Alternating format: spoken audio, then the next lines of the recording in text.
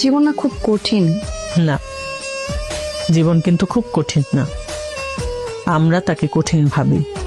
জীবন হচ্ছে প্রতিদিনের শিক্ষা, কেউ সেখান থেকে শিখে, কেউ হার মেনে যায়।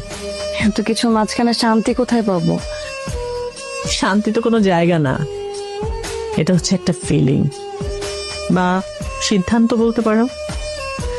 মনে করো তুমি যদি সিদ্ধান্ত নাও যে তুমি রাগের মধ্যে বাঁচবে না, ভালোবাসায় বাঁচবে, তাহলে দেখবে শান্তি তোমার সাথী হয়ে গেছে। কিন্তু আমি না আপনাকে দেখে খুব অবাক হই। আপনি সবসময় অনেক শান্ত থাকেন, দেখে মনে হয় যে সবকিছু মাঝখানে আপনি শান্তি খোঁজেন।